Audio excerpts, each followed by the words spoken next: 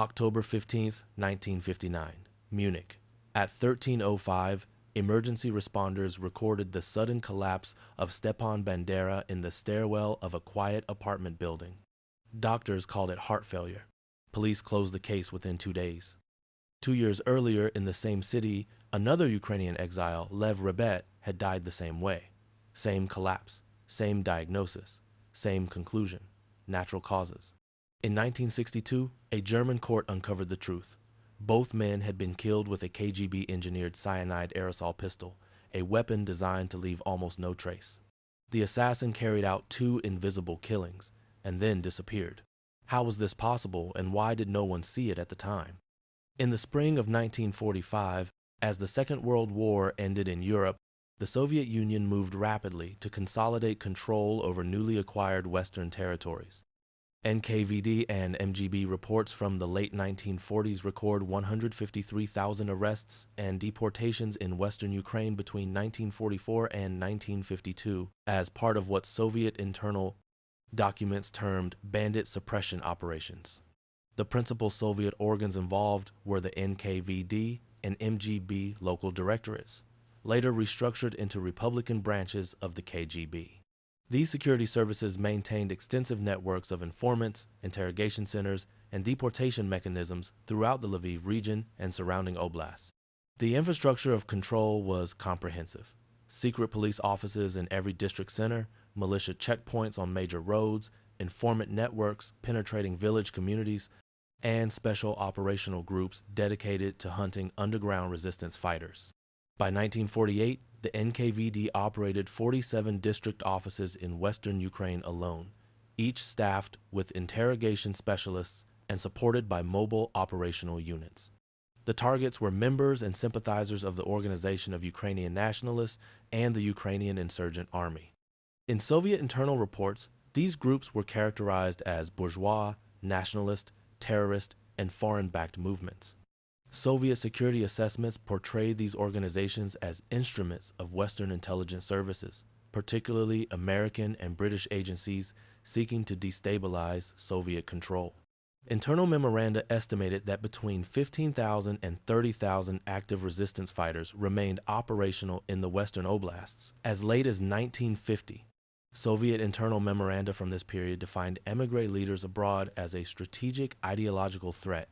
These documents show that Soviet security planners viewed the diaspora community in Western Europe and North America as a long-term challenge capable of influencing political networks, funding underground operations, and sustaining nationalist identity. A 1954 CIA assessment noted that Ukrainian émigré organizations maintained over 200 active cells across Western Europe, with an estimated combined membership exceeding 15,000 individuals. Soviet planners feared these networks could coordinate with internal resistance and provide ideological ammunition for anti-Soviet propaganda campaigns broadcast into Soviet territory. The Stashynsky family came to Soviet attention in this environment.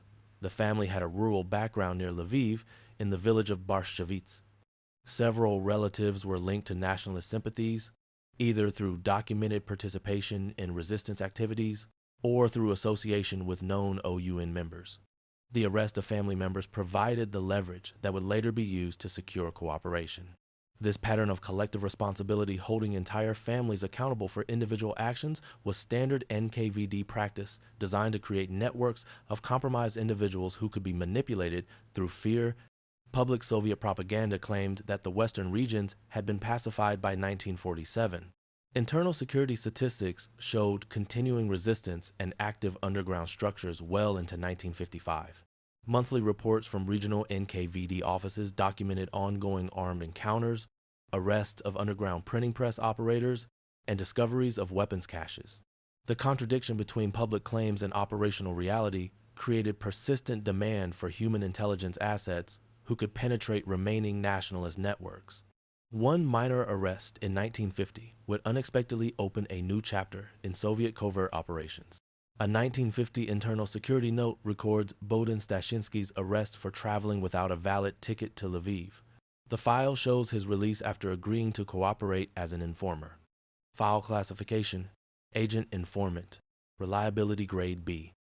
The documented path followed standard NKVD and MGB method: minor offense, arrest, and conditional release upon agreement to inform on nationalist sympathizers. Stashynsky's relatives had already been arrested or placed under surveillance. The interrogation likely followed established patterns: initial detention in a local militia station, transfer to an MGB facility, hours of questioning about background and associations, and finally the offer of release in exchange for collaboration. The interrogation technique, documented in NKVD training manuals as leveraged recruitment, exploited family vulnerability to create compliant assets who understood that refusal would result in prosecution and harm to loved ones. Stashynsky's early assignments as an informant took him through rural and urban environments, reporting on acquaintances suspected of OUN or UPA links. His reports typically identified individuals who expressed anti-Soviet sentiments, possessed nationalist literature, or maintained contact with former resistance members. His handlers noted his ability to blend into different social environments, his retention of detailed observations, and his apparent lack of moral hesitation when reporting on former friends or neighbors. Between 1950 and 1953, his reports contributed to at least 14 arrests and the dismantling of 2 underground distribution networks for nationalist publications. Personnel annotations from Ukrainian SSR security files describe him as compliant, intelligent, and adaptable. These evaluations marked him for further operational use. His file carried special notation by 1953, suitable for advanced operational training, Moscow jurisdiction recommended. This notation appeared in fewer than 2% of informant files, indicating recognition that Stashynsky possessed qualities beyond routine intelligence gathering, qualities that suggested potential for more demanding and sensitive assignments requiring deployment outside Soviet territory. This period coincided with broader institutional transition. In 1953 and 1954, the Soviet security apparatus underwent reorganization following Stalin's death. The NKVD and MGB were restructured into the KGB, the Committee for State Security of the USSR. Existing agents and informers were reclassified under the new structure, and their files were evaluated for future potential. The reorganization emphasized professionalization, reduction of mass terror tactics, and development of sophisticated foreign intelligence capabilities. His ticket violation report was reclassified from a misdemeanor to an intelligence asset file within 72 hours. Internal KGB organizational charts from the mid-1950s show Department V designated for special tasks, including foreign assassinations and abductions. This was formal acknowledgement within Soviet security doctrine that certain objectives required methods outside conventional intelligence gathering. The KGB was divided into numbered departments, each with distinct responsibilities. The first chief directorate handled foreign intelligence. The second chief directorate managed domestic counterintelligence. Department V was compartmentalized even within the KGB, with access restricted to cleared personnel. Officers assigned to other departments might be aware that Department V existed, but would have no knowledge of its specific operations. Internal security protocols required that Department V personnel use cover identities even within KGB headquarters, referred to by administrative codes rather than names in most internal correspondence. Stashynsky arrived in Moscow for training between 1953 and 1956. The standard curriculum at KGB School No. 1 included surveillance, counter-surveillance, alias management, use of safe houses, and document handling. Course designations included Module C, 4 counter-surveillance routes, Module F, 2 urban navigation and escape, and Module H, 1 document forgery recognition. Training lasted between 18 and 24 months, with regular evaluations determining whether trainees advanced to specialized instruction or were returned to standard intelligence work. Select trainees, including Stashynsky, were seconded for additional instruction connected to Department V. The compartmentalized nature meant trainees did not receive comprehensive overview of Department V's scope. Instead, they were trained in specific tasks relevant to anticipated assignments. Stashynsky's additional training focused on close-range surveillance, target approach techniques, and methods for creating circumstances allowing brief, unobserved contact with targets. This specialized instruction took place at a separate facility outside Moscow. with trainees isolated from the main student body to prevent unauthorized information sharing. The concept of wet work existed in Soviet terminology as a euphemism for operations involving violence. Department V's doctrinal interest lay in deniable methods of neutralizing foreign targets, individuals whose elimination would serve Soviet strategic interests, but whose deaths needed to appear natural or accidental to avoid diplomatic consequences. This approach reflected lessons learned from earlier, cruder assassination methods that had generated diplomatic incidents and international condemnation. Public Soviet diplomatic rhetoric during this period emphasized peaceful coexistence. Internally, resources were devoted to developing dedicated assassination capabilities. References in internal documentation noted experimental chemical means designed to simulate natural causes of death. Soviet weapons research facilities explored various approaches, including radioactive materials, biological agents, and toxic chemicals that would dissipate rapidly after deployment.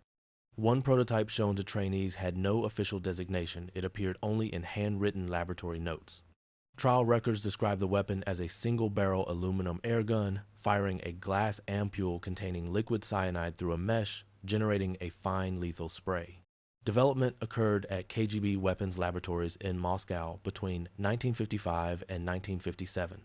Technical designation, Device 13/K7.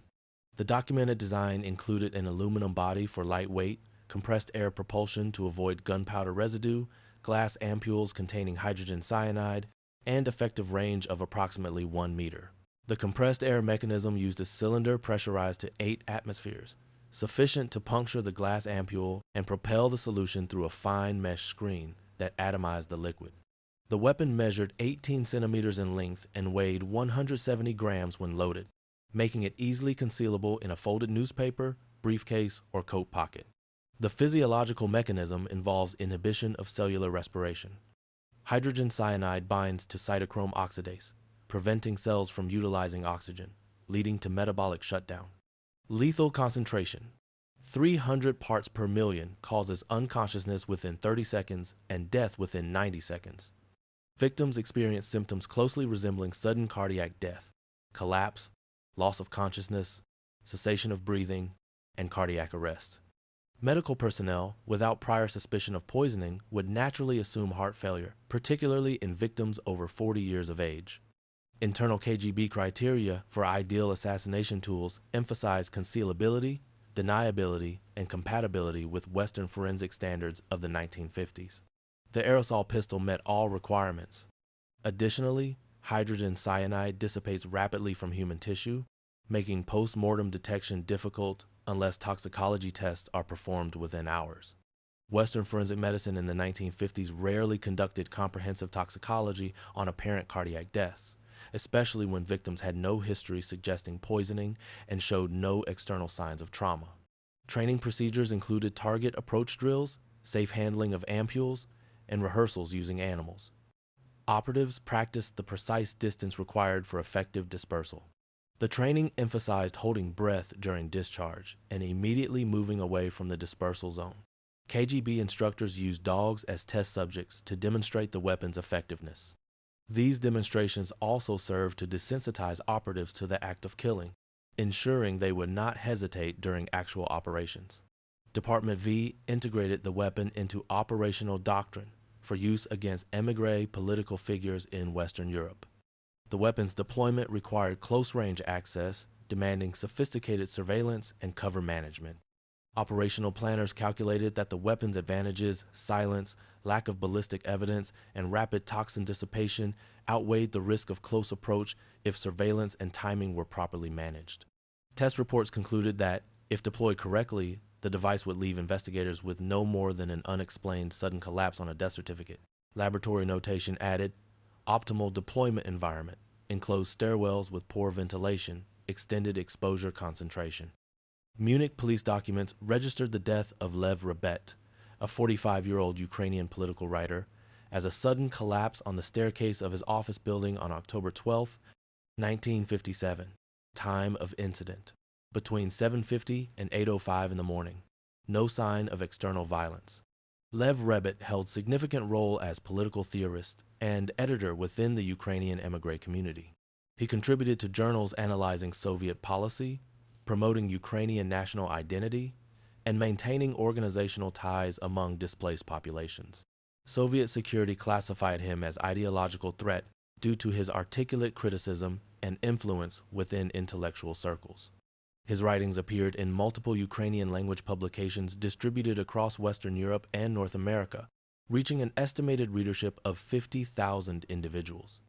KGB analysts assessed that his theoretical work provided intellectual foundation for émigré organizations and helped maintain ideological cohesion across geographically dispersed communities. KGB intelligence collection on Rebet's routines, office locations, and security habits was later reconstructed from Stashynsky's testimony. Surveillance revealed Rebet maintained predictable morning routine, traveling by public transport to an office building where he worked as editor. He arrived at approximately the same time each weekday, entered through the main entrance, and climbed stairs to the editorial office. He had no bodyguards and took no apparent security precautions. The building had 4 stories, and Rebet's office was located on the 3rd floor, requiring him to climb 2 flights of stairs each morning. Stashynsky's operational preparation involved at least 3 preliminary visits to Munich. He used cover identities, hotel registrations under false names, and careful observation of Rebet's daily commute. Each cover identity required supporting documentation prepared by KGB technical services in Moscow and East Berlin. During these reconnaissance trips, Stashynsky observed the building's layout, noted the times when the stairwell was least trafficked, and identified escape routes. He also familiarized himself with local public transportation, enabling rapid departure after the operation. The assassination sequence occurred in a stairwell on the morning of October 12, 1957. Stashynsky positioned himself in the building. When Rebet entered the stairwell and began climbing, Stashynsky approached from behind at close range, activated the aerosol pistol, and departed immediately. The weapon discharged with minimal sound. Rebet inhaled the cyanide vapor and collapsed within seconds. Stashynsky held his breath during discharge and quickly exited the building. He walked calmly to a nearby tram stop and departed the area, discarding the weapon in a pre-selected location before crossing back into East Germany that afternoon. The official reaction was medical determination of natural causes. Physicians noted sudden collapse and apparent cardiac arrest but saw no indication of trauma or poisoning. Police closed the file without suspicion of homicide. There was no public controversy. Rebet's death was noted within the émigré community, but attributed to health issues. His colleagues organized a memorial service, and his publications continued to circulate posthumously, but no one questioned the official cause of death. None of the workers in the adjacent offices reported anything unusual, not even a sound. Later accounts report that after the Bandera operation, KGB Chairman Alexander Shelepin personally awarded Stashynsky the Order of the Red Banner. Internal classification. Operation Report Number 12/57-V, status, successful completion. The successful Rebet operation influenced Department V planning by confirming operational value of chemical spray devices. Internal assessments noted the operation achieved its objective with minimal risk exposure, no diplomatic complications, and no damage to Soviet intelligence networks in West Germany. The operation demonstrated that carefully planned assassinations using chemical weapons could be executed in NATO territory without detection. This validation encouraged Department V leadership to expand the program and identify additional high-value targets for elimination. Internal discussions, as reconstructed by historians, focused on more prominent émigré figures. Stepan Bandera stood at top of priority lists. Bandera was not merely an intellectual. He was symbolic leader of Ukrainian nationalist resistance. Soviet leadership believed Bandera's death would demoralize Ukrainian émigré organizations and demonstrate Soviet reach. The decision to proceed required high-level approval, likely requiring sign-off from the KGB chairman and possibly from the Presidium of the Communist Party. Bandera represented not just operational threat but symbolic challenge to Soviet authority over Ukraine. Technical refinements to the weapon included improved ampule integrity to prevent accidental breakage, more reliable triggering mechanisms, and modifications for better concealment. The glass ampules were strengthened. The triggering mechanism was simplified. The weapon's dimensions were slightly reduced to facilitate concealment in a folded newspaper. These improvements reflected feedback from the Rebet operation and aimed to reduce the risk of mechanical failure or premature discharge during operational deployment. Stashynsky was briefed on the political and symbolic importance of Bandera. KGB instructors provided extensive background on Bandera's biography, his wartime activities, his role in émigré politics, and his continuing influence. The briefings emphasized that Bandera's elimination would strike at the heart of Ukrainian nationalist identity and serve as warning to other émigré leaders contemplating anti-Soviet activities. Stashynsky's movements between Moscow, East Berlin, and other transit hubs formed the operational pipeline into West Germany. Travel required careful planning. From East Berlin, he would cross into West Berlin and travel to Munich by train. The East German Ministry for State Security provided logistical support. Each transit point offered opportunities for secure communication, equipment transfer, and final operational briefings before crossing into Western territory. Bandera's name appeared in 11 separate KGB analytic summaries between 1957 and 1959, more than any other émigré figure. Surveillance summaries cited in later analyses indicate months of close observation of Bandera's residence on Kreitmeierstrasse 7 between 1958 and 1959. Documented observation conducted from 6 fixed positions across multiple operational visits. Stepan Bandera's status in the late 1950s was that of prominent émigré leader residing in West Germany. He maintained leadership roles within Ukrainian nationalist organizations and served as focal point for diaspora identity. His apartment functioned as both residence and informal headquarters. Soviet threat assessments classified him as high-priority target due to symbolic status. Bandera had survived multiple Soviet assassination attempts during the 1940s, making him particularly cautious but also increasingly predictable in his security measures. His residence in Munich placed him in the heart of the largest Ukrainian émigré community in West Germany. Stashynsky made repeated trips, each time gathering intelligence on Bandera's patterns, security routines, and physical layout of his building. On different occasions, he posed as a businessman, a tourist, and a technical specialist. Stashynsky's surveillance technique involved both direct observation and contextual intelligence gathering.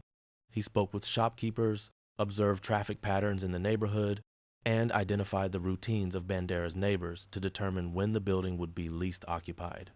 This comprehensive approach allowed operational planners in Moscow to develop multiple contingency plans.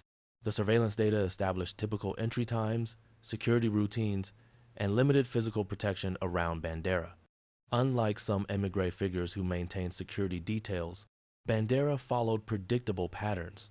He lived in an ordinary apartment building with no controlled access.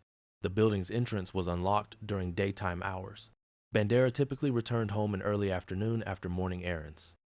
He often carried packages or groceries. These observations revealed that despite his awareness of Soviet interest in eliminating him, Bandera had become complacent in his daily routines. Operational constraints included urban environment, presence of neighbors, potential witnesses, and need for instant execution and withdrawal. Munich was a busy city. Kreitmeierstrasse was a residential street with moderate foot traffic. Bandera's building housed multiple families, and neighbors might be present at any moment. The operation required precise timing. Stashynsky needed to encounter Bandera when no one else was nearby, complete the action within seconds, and exit before anyone realized something had occurred. The operation plan evolved in response to missed opportunities. Several potential moments were assessed and rejected due to presence of other individuals. On at least 2 occasions, Stashynsky prepared to approach Bandera but aborted when neighbors appeared. On another occasion, Bandera was accompanied by a visitor. Each aborted attempt required Stashynsky to withdraw, maintain cover, and wait for another opportunity. The operational patience demonstrated the sophistication of KGB training and the strategic importance placed on ensuring success. One scheduling delay in Bandera's routine gave Stashynsky the first viable opportunity in 3 months. Bandera collapsed in the stairwell of his apartment building at 12:57 on October 15, 1959. The entire action lasted less than 12 seconds. Initial diagnosis: fatal fall, later revised to cyanide poisoning only after subsequent investigation. The documented sequence shows Bandera returning to his building with packages from shopping. His hands were full. Stashynsky, waiting in the building, encountered him in the stairwell. According to later testimony, Stashynsky asked a question to make Bandera turn and face him. The spray pistol, hidden under a folded newspaper, was discharged at close range directly into Bandera's face. Bandera inhaled the cyanide vapor and collapsed immediately. The packages scattered across the stairs as he fell backward, creating the appearance of an accidental tumble. Stashynsky held his breath during the discharge, quickly moved past the collapsing body, and exited through the building's main entrance. Emergency responders arrived within minutes. A neighbor, hearing the sound of Bandera's fall, had looked into the stairwell and found him collapsed. They attempted resuscitation, but were unsuccessful. The first assumption was accidental death or sudden cardiac event. Bandera had no visible wounds, no signs of struggle, and no apparent external cause of death. The scattered packages suggested he had simply lost his balance or suffered a medical episode while climbing the stairs with his hands full. Early forensic difficulties included limited initial ability to determine precise mode of poisoning. Hydrogen cyanide dissipates rapidly from tissues, and toxicology tests for cyanide were not standard procedure in cases of apparent cardiac death. The Munich medical examiner conducted routine autopsy focusing on cardiovascular causes. No toxicology screen was ordered initially. The body was released for burial within 3 days, and Bandera's funeral became a major gathering for Ukrainian émigrés across Western Europe. The KGB exfiltration plan involved disposal of the weapon in the Eisbach in Munich's English Garden and return to East Berlin. Stashynsky followed this plan without incident. After leaving Bandera's building, he walked to the English Garden. There, he threw the aerosol pistol into the Eisbach. He returned to his hotel, collected his belongings, and traveled to the train station. He crossed back into East Germany using established routes. Border guards raised no questions, as his documentation was impeccable and his cover identity had been used multiple times previously. Internal Soviet treatment classified the operation as major success. KGB Chairman Alexander Shelepin personally awarded Stashynsky the Order of the Red Banner. Within the KGB, the successful elimination of Bandera was viewed as significant achievement demonstrating effectiveness of covert chemical assassination methods. The award ceremony was conducted in a closed setting with only senior Department V officers present, and Stashynsky was designated for potential future assignments requiring similar specialized skills. Emergency responders noted no odor at the scene, a detail later identified as consistent with rapid cyanide dissipation. Civil records confirm Stashynsky's marriage to German citizen Inge Pohl between 1959 and 1961, introducing a non-Soviet element into his tightly controlled operational life. A foreign spouse created vulnerabilities, differing expectations about disclosure, emotional ties that could conflict with operational demands, and potential exposure if the spouse became suspicious. Inge Pohl was German citizen with no connection to Soviet intelligence services. She met Stashynsky during one of his operational trips. Their relationship developed quickly, and Stashynsky requested permission from his KGB superiors to marry her. This request itself was unusual, as Department V operatives were typically discouraged from forming personal attachments that might complicate operational security or create conflicting loyalties. KGB regulations regarding disclosure of true identity to spouses were strict. KGB Regulation 029 explicitly forbade disclosure of operational affiliation to foreign spouses. Operatives were prohibited from revealing their affiliation or activities. Stashynsky was instructed to maintain his cover identity with his wife, presenting himself as Soviet official working in East Germany rather than as KGB assassin. This created psychological strain, living double life even within marriage, maintaining constant vigilance about what could be discussed, and managing emotional isolation that came from inability to share the truth of his work. Later testimony indicated that Inge Pohl became a factor in Stashynsky's growing discomfort with Department V assignments. She questioned inconsistencies in his explanations of work and travel. She noticed he received instructions from unnamed superiors, traveled on short notice without clear explanation, and seemed tense after certain trips. Her questions created pressure on Stashynsky's cover and forced him to maintain increasingly elaborate deceptions. The emotional burden of deceiving his wife while managing the psychological aftermath of having committed 2 assassinations began to erode his commitment to his operational role. The reported death of their infant child in 1961 and Stashynsky's description of KGB's procedural, detached response became documented turning point. The child died shortly after birth. According to his testimony, Stashynsky sought compassionate leave. Instead, he encountered what he described as cold bureaucratic indifference.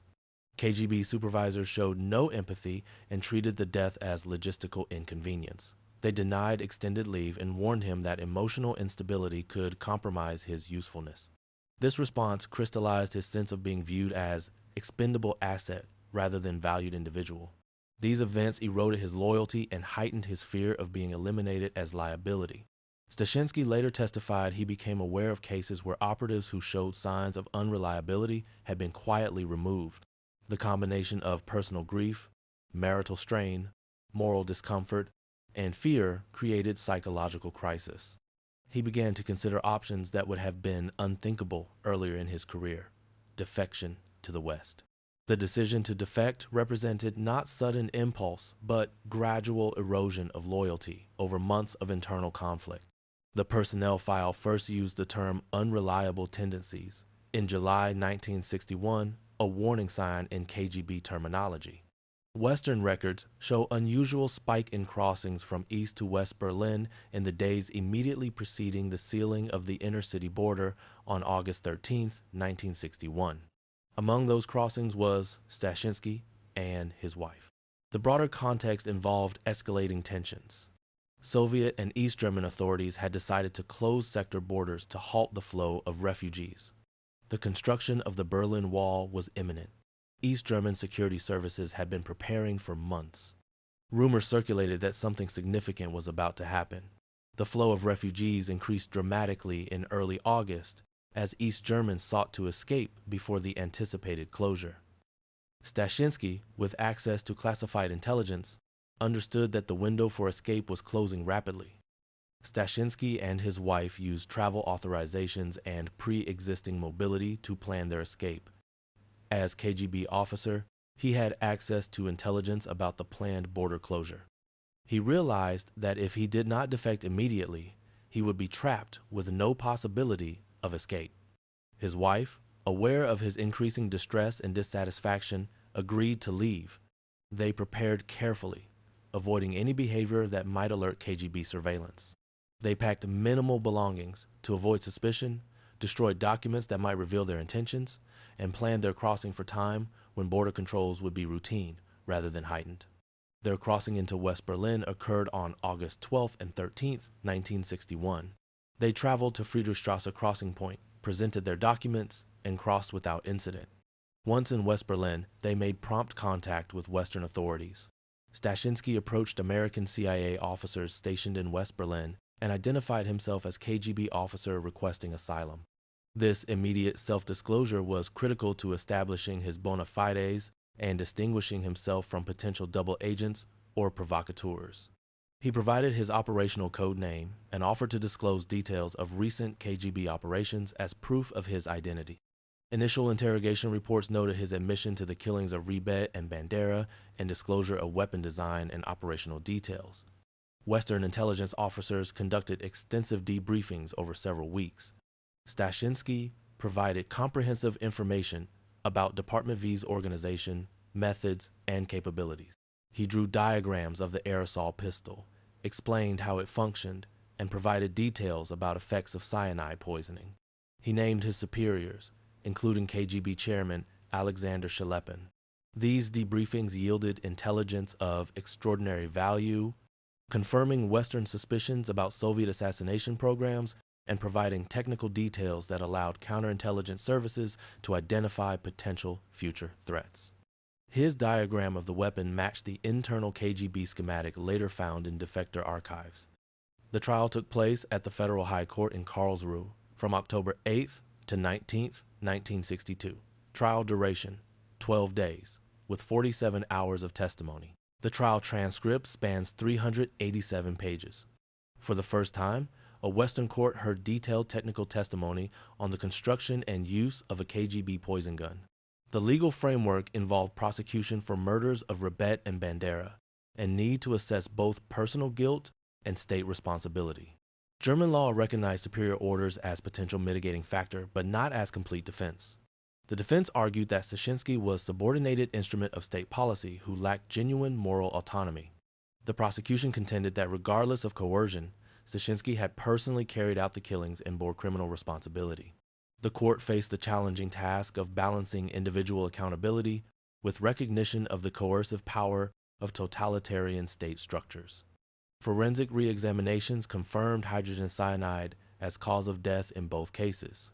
This finding overturned original determinations and established that both deaths were homicides. German forensic experts conducted new analyses using techniques not available during original investigations.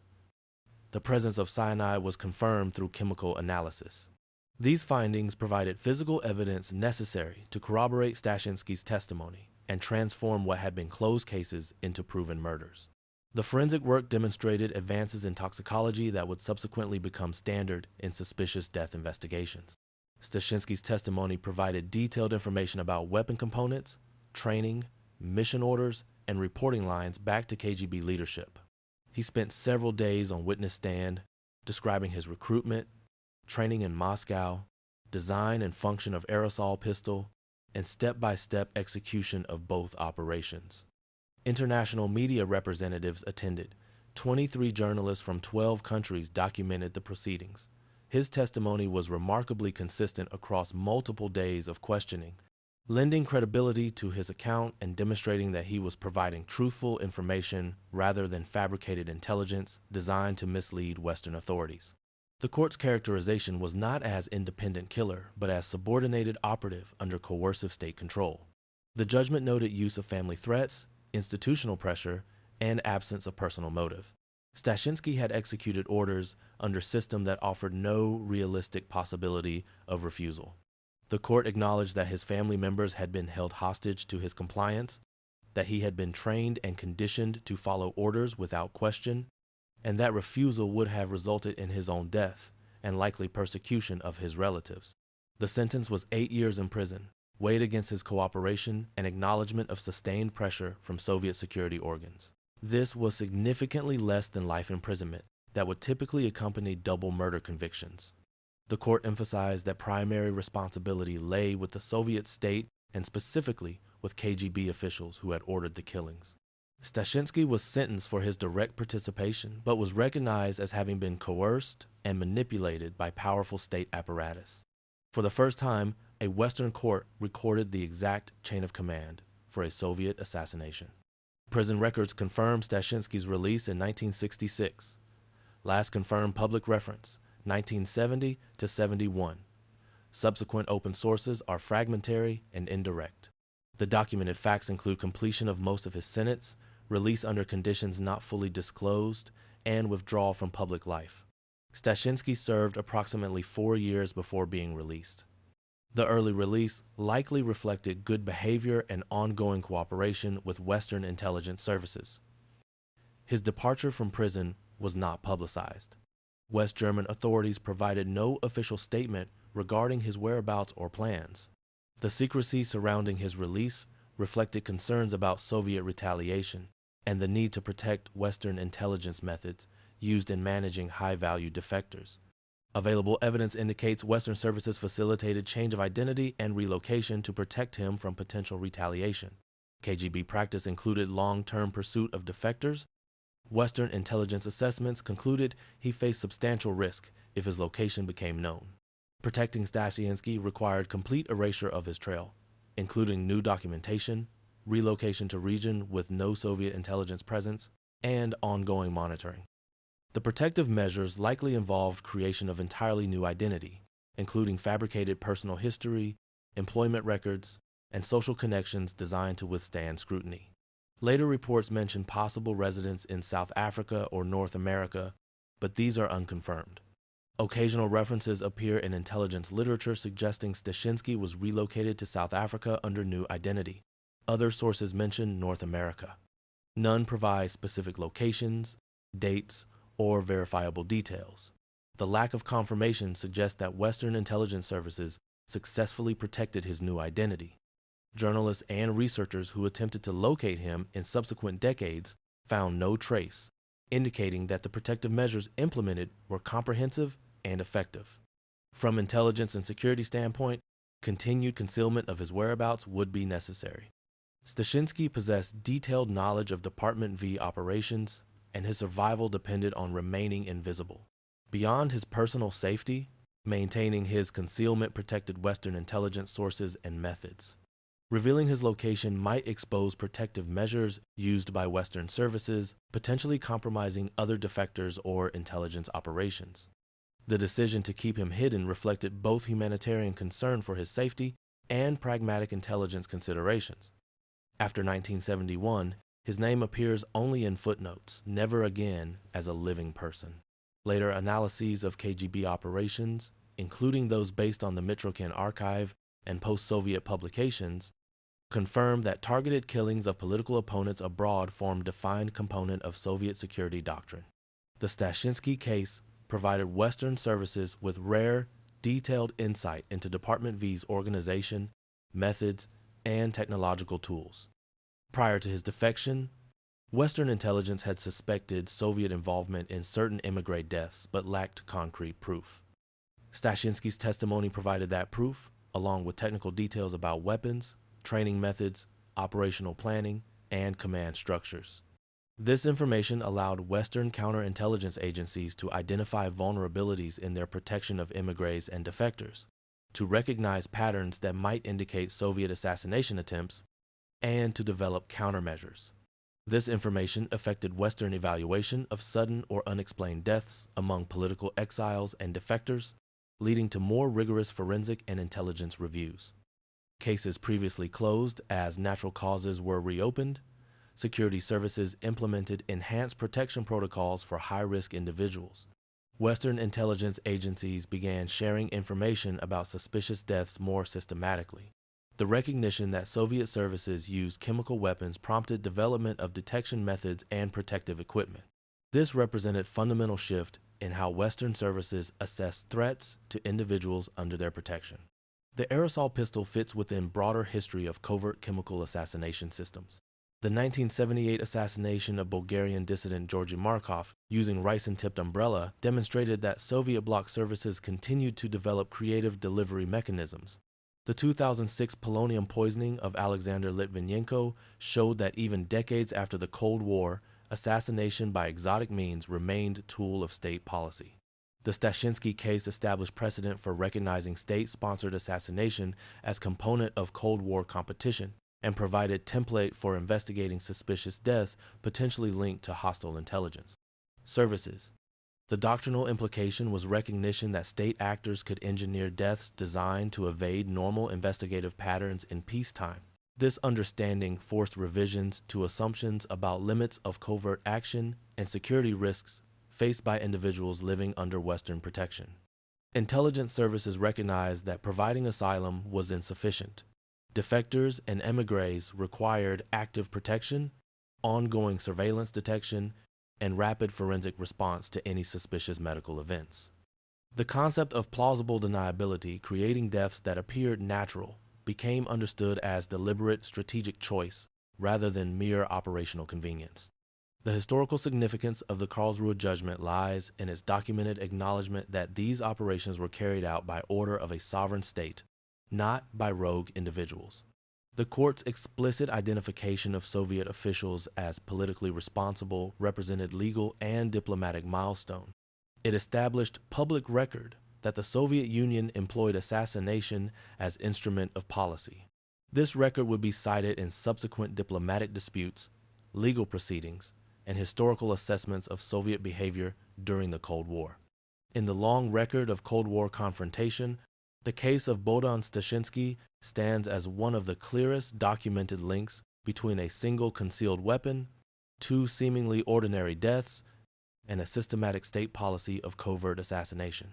One compact device designed to disappear reshaped Western understanding of Soviet covert action. If you value factual Cold War history, consider supporting Cold War files.